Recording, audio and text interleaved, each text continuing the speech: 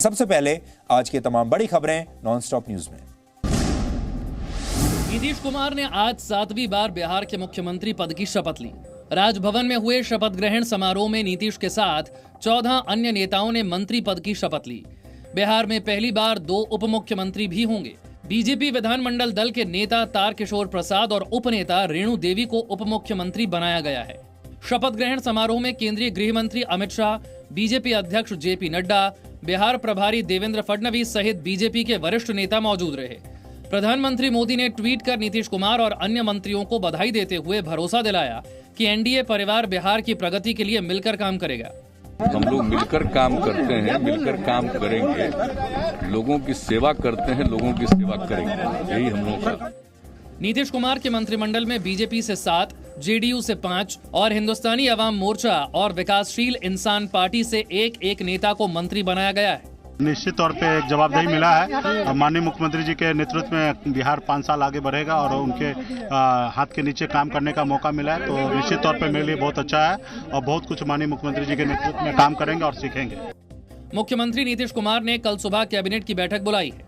वहीं सूत्रों के मुताबिक 23 नवंबर से विधानसभा का पहला सत्र बुलाया गया है। सूत्रों का कहना है कि ये शीतकालीन सत्र 27 नवंबर तक चलेगा। नीतीश कैबिनेट में मंत्री पद की शपथ लेने वाले सभी मंत्रियों ने राज्य के विकास को अपनी प्राथमिकता बताया है। बिहार की पहली महिला उप मुख्यमंत्री बनी रेणु देवी ने नीतीश कुमार के नेतृत्व पर भरोसा जताते हुए विकास कार्यों को आगे ले जाने की बात कही है। निश्चित रूप से बिहार के विकास के लिए काम करूंगी। सारे लोग मिलकर अब बिहार के विकास में चाहते हैं और यहाँ की जनता यहाँ बिहार में रहना चाहती है। गृह मंत्री अमित शाह ने ट्वीट कर भरोसा जताया कि मोदी और नीतीश की जोड़ी आत्मनिर्भर बिहार का सपना साकार करेगी। वहीं महागठबंधन ने नीतीश कुमार के शपथ ग्रहण समारोह का बहिष्कार किया। आरजेडी की तरह या आरजेडी के नेता की तरह वो काम नहीं कर सकते। वो नेशनल पार्टी के एक राष्ट्रीय अध्यक्ष रहे हैं और नेता हैं, तो इस बात को समझने की आवश्यकता है। आरजेडी ने भी ट्वीट कर कहा कि जनादेश को शासनादेश से बदल दिया गया है। हालांकि बाद में तेजस्वी यादव ने ट्वीट कर नीतीश कुमार को शुभकामनाएं देते हुए उम्मीद जताई कि सरकार नौकरी, रोजगार और पढ़ाई जैसे सकारात्मक मुद्दों को प्राथमिकता बनाएगी। बिहार में चुनावी हार पर कांग्रेस का असंतोष राज्य से अब राष्ट्रीय स्तर पर आ गया है। आरजेडी नेता शिवानंद तिवारी के बाद अब कांग्रेस नेता कपिल सिब्बल ने भी राहुल गांधी के नेतृत्व पर सवाल खड़े किए हैं। एक इंटरव्यू में सिब्बल ने कहा, पार्टी ने शायद हर चुनाव हारने को नियति मान लिया है। बिहार की हार पर शीर्ष नेतृत्व की कोई राय ही नहीं है। लगता है शीर्ष नेतृत्व को पार्टी में सब ठीक दिखता है। शायद पार्टी नेतृत्व कमजोरियां कबूलना नहीं चाहता।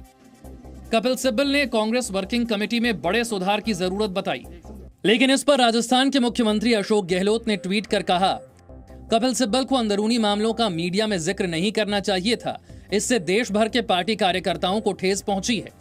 सिब्बल के बयान पर बीजेपी ने कहा, कांग्रेस अब परिवारवाद से छटपटा रही है। अब समय आ गया है कि परिवारवाद पर चोट करने का, क्योंकि राजनीति में परिवारवाद चाहे क्षेत्रीय दल का हो चाहे राष्ट्रीय दल का हो, ये एक कैंसर की तरह है। बिहार में कांग्रेस ने 70 सीटों पर चुनाव लड़कर 19 सीटें जीती।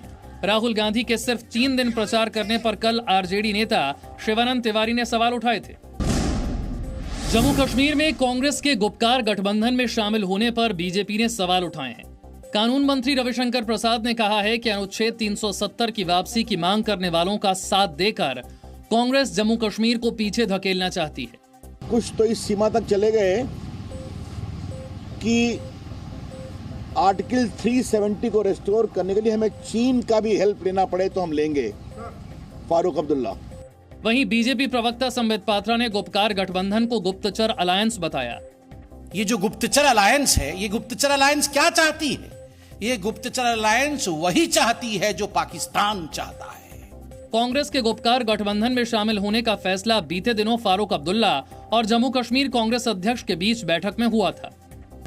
इन डीडीसी चुनाव में मिलजुल के हिस्सा लेंगे, लोगों को अपील करेंगे और उन अनासिर को हराने की कोशिश करेंगे जो ज़बरदस्ती इस रियासत पर कायदे कानून भी लाते आए हैं और जिनके पॉलिसीज़ जम्मू कश्मीर के लोगों के हित में अभी तक नहीं दिखाई दिए।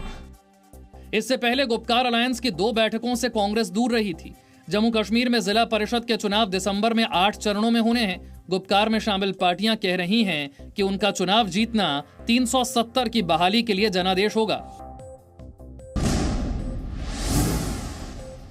भारत ने पाकिस्तान प्रायोजित आतंकवाद से दुनिया को फिर आगाह किया और लड़ाई में सबके साथ आने की अपील की। एक ऑनलाइन संबोधन में विदेश मंत्री एस जयशंकर ने पाकिस्तान का नाम लिए बिना कहा कि आतंकवाद के प्रायोजक देश एक्सपोज हो रहे हैं। आतंकवाद मेरी समस्या नहीं का युग 9/11 के बाद खत्म हो चुका है। दुनिया अंतर्राष्ट्रीय आतंकवाद की वैश्विक प्रकृति को समझ रही है। भारत ने आतंकी फंडिंग और कट्टरता पर पक्ष मजबूती से रखा है। भारत के पड़ोस में प्रायोजित आतंकवाद का सबसे बड़ा उदाहरण है। विदेश मंत्री ने कहा, आतंकवाद के खिलाफ भारत का लक्ष्य व्यापक है, उसे पाने तक देश आराम नहीं करेगा। कल विदेश मंत्रालय ने भी पाकिस्तान को जवाब दिया था कि ओसामा बिन लादेन को छिपाने वालों को दुनिया अच्छे से पहचानती है। भारतीय सेना की कड़ी जवाबी कार्रवाई के बावजूद पाकिस्तान ने एक बार फिर सीज फायर का उल्लंघन किया। जम्मू कश्मीर में कुपवाड़ा के तंगधार सेक्टर में शाम को पाकिस्तानी सेना की ओर से भारी गोलाबारी की गई। तंगधार सेक्टर के गांवों को निशाना बनाते हुए मोर्टार दागे गए। भारतीय सेना भी कड़ा जवाब दे रही है। दिवाली की रात को पाकिस्तानी आर्मी ने बिना उकसावे के फायरिंग शुरू की थी, जिसमें भारतीय सेना के 3 और बीएसएफ का 1 जवान शहीद हुआ था। जवाबी कार्रवाई में भारतीय सेना की चिनार कॉर्प्स ने भी पाकिस्तान की कई चौकियां और बंकर तबाह कर दिए थे। जवाबी कार्रवाई में पाकिस्तान के 11 सैनिक मारे गए थे। प्रधानमंत्री मोदी और चीन के राष्ट्रपति शी जिनपिंग कल एक बार फिर आमने सामने होंगे। दोनों नेता ब्रिक्स वर्चुअल समिट में शामिल होंगे। रूस के राष्ट्रपति व्लादिमीर पुतिन के निमंत्रण पर भारत इस समिट में शामिल हो रहा है। ब्रिक्स समिट में इस बार theme global stability, shared security and innovative growth है। ब्रिक्स देशों के संगठन में 5 तेजी से उभर रही अर्थव्यवस्था वाले देश हैं। इनमें भारत के अलावा ब्राजील, रूस, चीन और दक्षिण अफ्रीका शामिल है। इससे पहले इस महीने की शुरुआत में प्रधानमंत्री मोदी और Xi Jinping Shanghai cooperation organisation summit में भी वीडियो कॉन्फ्रेंसिंग के जरिए एक साथ शामिल हुए थे।